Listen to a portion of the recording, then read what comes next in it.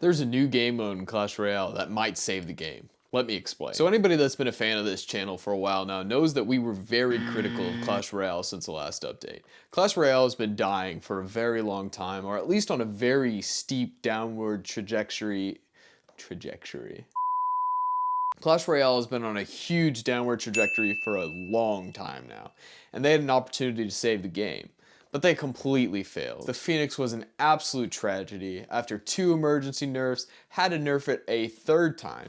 And I mean, I know most people won't agree with me here, but that card has a 28% use rate as we speak right now. But many people can't win without it, so you know they don't want it nerfed again. Bums. And then you got the monk problem. It was just a big mess. It was terrible. After that, we haven't really had anything to fix the game since then. We've just been playing with the same decks, same bland gameplay, and the December update was terrible. I don't know a single person that enjoyed it. There was nothing to it. We just keep on having the same bland old festival challenges, and I don't know who the hell likes to play festival challenges. Why do we want to have 3 balloons randomly flying through, or 30 firecrackers? Like, who really thinks that's fun? Who really enjoys that? Or like 2v2 challenges like we have right now. A 2v2 balloon festival. Usually those challenges, I can run through them without losing a game. But then you make me play with some random crappy player that makes it to where I'm not even just relying on myself. I'm relying on this kid that's just absolutely terrible,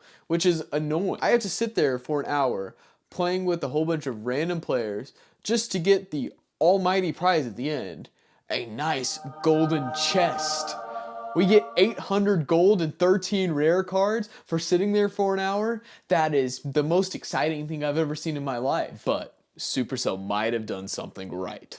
Let me explain. At the making of this video, there's a game mode going on called the Clash Royale tournament. This was basically set up by Supercell to where they put polls on Twitter, 4 polls, and the top 2 that got voted out from each poll were bans from the tournament. This led to some really interesting situations because the voting was done incorrectly. Because it made it to where cards like Lightning got banned. Like, who the fuck wanted Lightning banned? Like, it doesn't even make any sense. Here are the other 7 cards, and a lot of these make sense. Like, the top 5 cards in the game are Log, NATO, Skelly King, Archer, Queen, and probably the Phoenix. And those all got banned. There were some surprises, something like the Skeletons or the Goblins. Even some of the cards that did get banned, like the Cannon and Miner. The Miner is one of the best win conditions in the game. It's up there with the Graveyard and the Royal Giant. You can argue between the 3, but it's definitely one of the best. So all of the cards that did get banned do make sense outside of the light. So how will this save Clash Royale?